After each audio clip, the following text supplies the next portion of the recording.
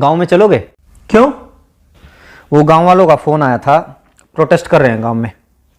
Protest? अपना सरकारी school था ना, बंद हो गया। बंद नहीं होया, वो मर्ज हो है। मर्ज मतलब? अपना गांव में 2 सरकारी स्कूल थे, दोनों में बच्चे कम कम थे। अब दोनों को मर्ज करके एक 2 स्कूल थे। हाँ, एक स्कूल बना दिया। हाँ, एक स्कूल वो तो बंद ही हुआ है। मैं बोल रहा हूं तो मैं पूरे हरियाणा में 300 से ज्यादा स्कूल बंद हो गए हैं। पूरे देश में 50,000 से ज्यादा स्कूल बंद हो गए हैं। और ये तो शुरुआत है। सरकार तो छाती ठोक के कह रही है कि और स्कूलों को बंद किया जाएगा, टीचर्स की पोस्ट को खत्म किया जाएगा। इसलिए गांव वाले अलग अलग गांव में प्रोटेस्ट कर रहे हैं इसके खिलाफ। अरे यार, गांव वाले तो पागल हैं, किसी बात की पूरी जानकारी है नहीं, बस प्रोटेस्ट कर दो शुरू। एक बात बता, जब कोई भी आदमी अपने बच्चों को सरकारी स्कूल में पढ़ाने को तैयार ही नहीं है तो उन स्कूलों का करेंगे क्या? कर दो बंद। एक बात बता, तू अपने बच्चों को सरकारी स्कूल में पढ़ाएगा? मतलब मैं अपने बच्चों को सरकारी बस में नहीं भेजता तो सरकारी बसों को खत्म कर दो। मैं अपने बच्चों को ट्रेन में नहीं भेजता तो ट्रेन को खत्म कर दो। मैं अपने बच्चों को सरकारी स्कूलों में नहीं भेजता तो सरकारी स्कूलों को खत्म कर दो। मेरे तो बच्चे ही नहीं हैं तो सारे देश के बच्चों को खत्म कर दो। ये क्या लॉजिक हुआ? अरे तू अपनी छोड़, एक बात बता, सरकारी स्कूलों में जितने टीचर्स हैं क्या वो अपने बच्चों को सरकारी स्कूलों में पढ़ाते हैं? उससे भी बड़ा सवाल यह है कि वो अपने बच्चों को सरकारी स्कूलों में क्यों नहीं पढ़ाते हैं? क्यों नहीं पढ़ाते? क्योंकि सरकारी स्कूलों को पढ़ने लायक नहीं छोड़ा गया है। स्कूलों में टीचर नहीं है। शायद ही कोई ऐसा स्कूल हो जहां पर जितने टीचर्स की जरूरत है उतने टीचर हों। बैठने के लिए ढंग की इमारत नहीं है, कमरे नहीं है। कई स्कूलों की तो छतें गिर जाती हैं जिस वक्त क्लास चल रही होती है। पीने तक का पानी नहीं है, बैठने के लिए बेंच नहीं है। यहां तक कि टॉयलेट तक भी ऐसे होते हैं कि अगर कोई चला जाए तो मरीज बन के वापिस आए। ऐसे स्कूलों में कौन अपने बच्चों को पढ़ाना चाहेगा? अरे यार ठीक है, सारे स्कूलों में अच्छी व्यवस्था नहीं है, लेकिन बहुत सारे स्कूल ऐसे हैं जिनमें सारी व्यवस्थाएं हैं और स्टाफ भी पूरा है। वहां टीचर्स कितना पढ़ाते हैं बताइयो? हाँ सही बात, ये बात सही कही। अपने शहर में भी और बहुत सारे शहरों में, अलग अलग स्टेट में कई स्कूल ऐसे हैं, सरकारी स्कूलों की बात कर रहा हूं मैं, जहां पर स्टाफ पूरा है, ठीक ठाक व्यवस्थाएं हैं, साफ सफाई है, इमारतें वगैरह, बिल्डिंग्स वगैरह अच्छी हैं। उन स्कूलों में जाके देखो। आप टीचर्स की बात करते हो, अधिकारियों के बच्चे भी उन सरकारी स्कूलों में पढ़ते हैं। उन स्कूलों में एडमिशन के लिए सिफारिशें लगती हैं, एडमिशन नहीं हो पाते। कौन नहीं चाहता अपने बच्चों को सरकारी स्कूलों में पढ़ाना? कोई सरकारी स्कूलों को बनाए तो ऐसा जिसमें लोग अपने बच्चों को पढ़ाना चाहें। तो बना लो। जब सरकारी स्कूल के टीचर्स बच्चों को अच्छा पढ़ाएंगे तो सरकारी स्कूल अपने आप अच्छे हो जाएंगे। बता, क्यों नहीं टीचर्स बच्चों को पढ़ाते? मुझे एक बात बता, तू जंगल राज में रह रहा है या एडमिनिस्ट्रेटिव सिस्टम में रह रहा है?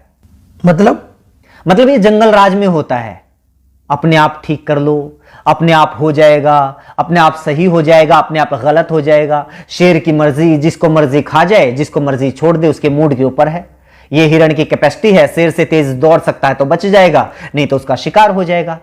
ये होता है जंगल राज। एडमिनिस्ट्रेटिव सिस्टम, प्रशासकीय व्यवस्था पता है क्या होती है? जहां पर कोई जवाबदेही होती है, कोई हायरार्की होती है, कहीं चेक एंड बैलेंसेस होते हैं। प्रशासकीय व्यवस्था पता है क्या कहती है? अगर आप टीचर नियुक्त करते हैं या किसी भी महकमे में कोई भी कर्मचारी नियुक्त करते हैं तो वो अपने आप काम नहीं करेगा, उससे काम करवाना पड़ेगा। इसलिए चेक एंड बैलेंसेस होते हैं, जवाबदेही तय की जाती है। टीचर्स को अगर नियुक्त किया गया है तो वो काम नहीं करेंगे या काम करेंगे, ये देखने के लिए हेडमास्टर या प्रिंसिपल को नियुक्त किया जाता है। और सिस्टम ये मानकर चलता है कि वो प्रिंसिपल भी अपनी मर्जी से काम नहीं करेगा, उसके ऊपर भी बीओ की नियुक्ति होगी और वो भी अपनी मर्जी से काम नहीं करेगा। उसकी जवाबदेही तय करने के लिए डीओ की नियुक्ति होगी। डीओ के ऊपर और अधिकारी होगा, उसके ऊपर और अधिकारी होगा, उसके ऊपर शिक्षा मंत्री होगा और उसके ऊपर मुख्यमंत्री होगा। यानी अगर कोई एक टीचर किसी स्कूल में सही से नहीं पढ़ा रहा है तो यह सिर्फ उस टीचर का फेलियर नहीं है, सिर्फ उसकी गलती, उसकी कमी नहीं है, यह पूरे के पूरे सिस्टम की, शिक्षा मंत्री की, मुख्यमंत्री तक की जिम्मेदारी है। यह पूरा का पूरा सिस्टम जब कोलैप्स होता है तब जाकर कोई कर्मचारी अपना काम सही से नहीं करता है।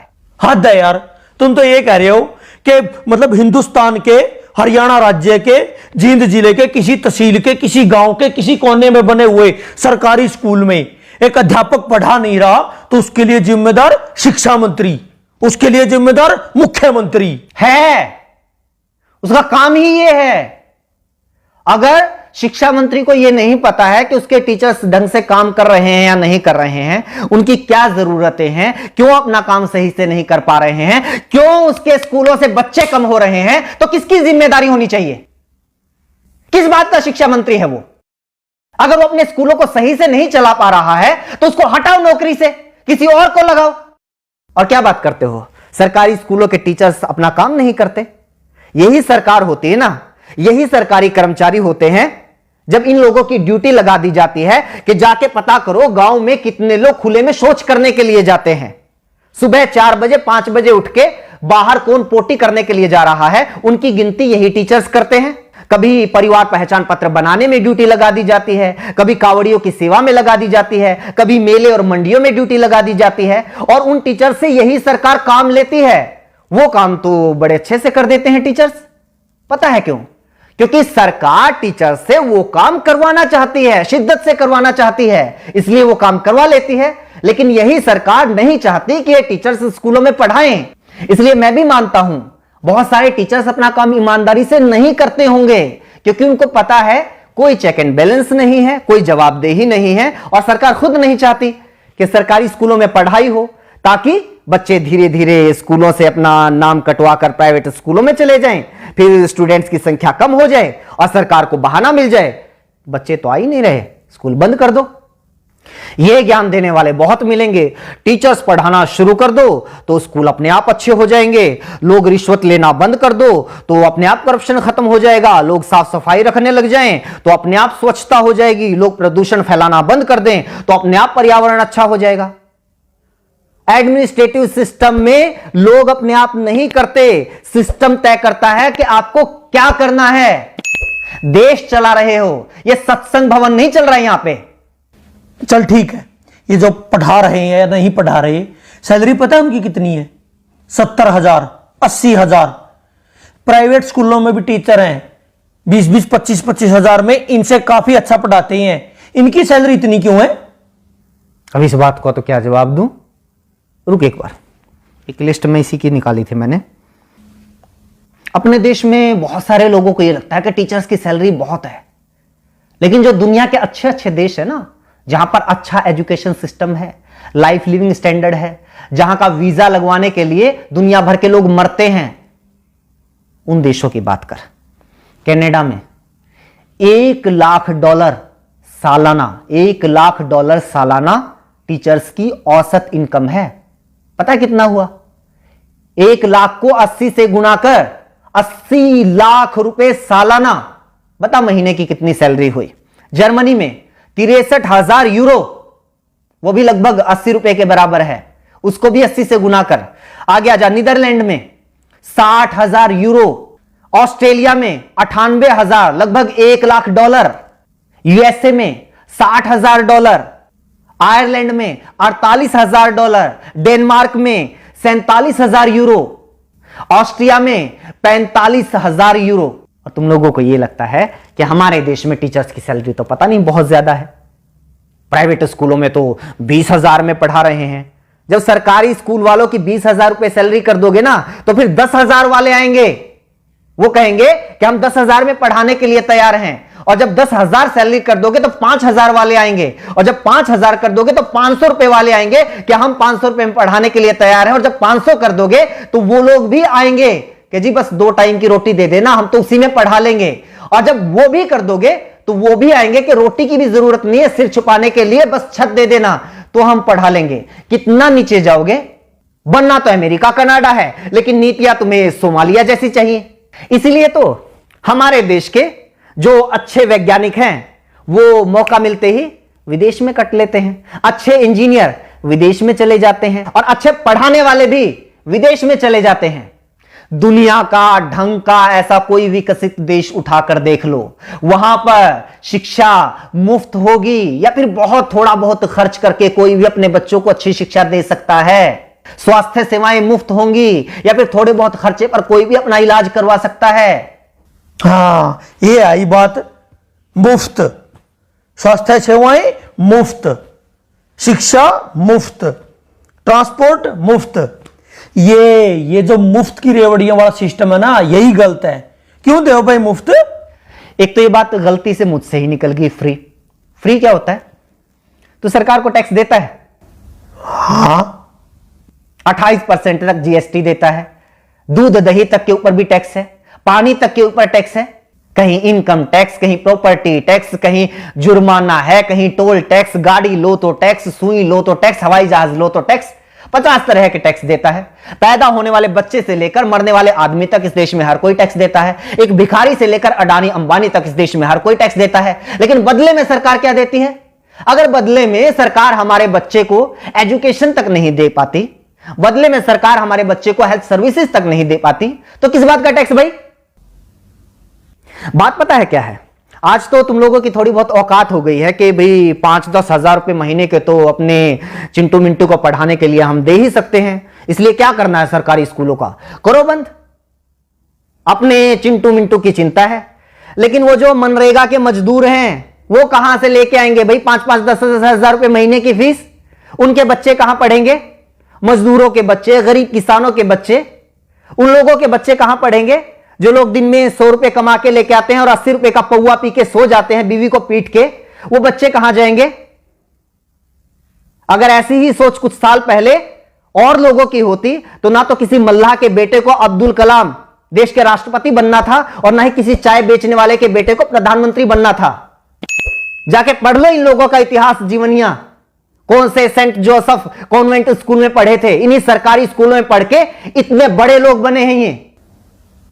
और कॉन्वेंट स्कूलों में अपने बच्चों को पढ़ाकर चौड़ा होने वालों, याद रखना कुछ सालों के बाद अपने इन्हीं चिंटू मिंटू का नाम सरकारी कॉलेज, सरकारी यूनिवर्सिटी, सरकारी आईआईटी, सरकारी आईएएम, एनआईटी, सरकारी संस्थानों की लिस्ट में ढूंढते हुए मिलोगे। तब तो नहीं कहोगे कि ना हम तो अपने बच्चों को सरकारी यूनिवर्सिटी में नहीं पढ़ाएंगे, सरकारी कॉलेज में नहीं पढ़ाएंगे, हमें तो डीयू में एडमिशन नहीं चाहिए, पीयू में एडमिशन नहीं चाहिए, एमडीयू में केयू में एडमिशन नहीं चाहिए। तब भी पढ़ा लेना अपने बच्चों को प्राइवेट कॉलेज में या फिर प्राइवेट यूनिवर्सिटी में। पता है क्यों? क्योंकि प्राइवेट यूनिवर्सिटी से डिग्री करने वालों को तो मानते भी नहीं लोग कि ये सही डिग्री होगी, क्या पता फर्जी हो। ये रुतबा है आज भी सरकारी संस्थानों का, और कुछ साल पहले तक सरकारी स्कूलों का भी यही रुतबा था। लेकिन धीरे धीरे धीरे धीरे हालात ऐसे कर दिए कि आज सरकारी स्कूलों को बंद करने की मांग वो लोग कर रहे हैं जो खुद सरकारी स्कूलों में पढ़कर यहां तक पहुंचे हैं। मेरा ऊपर क्यों गर्म हो रहा है? मैं तो ये कह रहा हूं कि मतलब सारा सिस्टम ही खराब है। हाँ तो सिस्टम को सुधारो ना। ये क्या बात हुई? सरकारी स्कूलों को बंद कर दो, सरकारी अस्पतालों को बंद कर दो, सरकारी बस सेवा को बंद कर दो, सरकारी रेलवे को बंद कर दो। ये सारी चीजें अगर सरकारी बंद हो जाएंगी, ये सारी चीजें प्राइवेट हो जाएंगी, तो फिर सरकार क्यों सरकारी होनी चाहिए? 20,000 रुपए में शिक्षा मंत्री भी मिल जाएगा, 25,000 रुपए मुख्यमंत्री भी मिल जाएगा। असल में तो फ्री में मिल जाएगा, असल में तो उल्टा मुख्यमंत्री शिक्षा मंत्री बनने के लिए पैसे देने वाले लोग मिल जाएंगे। इनको भी ले आओ प्राइवेट। सिस्टम को सुधारने की बात करो ना, टीचर्स को दोष देके नहीं नहीं बंद करो, इनकी ज्यादा सैलरी है। वैसे जितना इनका काम है ना, इनके लिए तो 10,000 भी ज्यादा है। मतलब मेरा चाचा का लड़का है, सुबेरे 8-9 बजे स्कूल में जाना, 2-2:30 बजे वापिस आ जाइए, हैं? संडे की छुट्टी, कई बार सैटरडे की भी छुट्टी, फिर होली दिवाली, मतलब छुट्टी छुट्टी पता नहीं कितनी छुट्टी होती है। तनख्वाह 60,000 70,000 रुपये। और यहाँ देखो दिन रात मतलब दुकान में काम करा, होली दिवाली कितने बार तो पता नहीं छुट्टी हुआ नहीं हुआ, 9-10 घंटे कम से कम दुकान खोलते हैं, दिन रात मेहनत करते हैं, तब जाके 2 पैसे आते हैं घर में। असली समस्या तो ये है ना, मेरी बुआ का लड़का सरकारी लगा हुआ है, मेरे चाचा का लड़का सरकारी लगा हुआ है, मेरे पड़ोस में सरकारी लगा हुआ है। पूरे मोहल्ले में एक बच्चे को नौकरी मिल जाए तो सारे मोहल्ले में आग लग जाती है। इस जलन का क्या करेंगे भाई साहब? बस लोगों को यह चाहिए कि भी हमारी एक आंख फूटी हुई है तो सामने वाले की दोनों फोड़ दो। और सरकार भी इस बात को बहुत अच्छे से समझ रही है, इसलिए तुम लोगों को बताती रहती है टाइम टाइम पे कि आज हमने किसानों की दोनों आंखें फोड़ दी, आज हमने मुसलमानों की दोनों आंखें फोड़ दी, आज जाटों की फोड़ दी, आज पटेलों की फोड़ दी, आज बैंक वालों की फोड़ दी, और अब ये सरकारी टीचर्स की फोड़ रहे हैं। तुम लोग खुश? लेकिन नागरिक तो उस दिन बनोगे ना, व्यवस्था तो उस दिन सुधरेगी ना, देश तो उस दिन आगे बढ़ेगा ना, जब खड़े होके कहोगे कि जी सामने वाले की जो दोनों आंखें हैं वो सलामत रहनी चाहिए और मेरी एक आंख फूटी हुई है उसका इलाज करवाओ, तब पता चलेगा सरकार क्या करती है।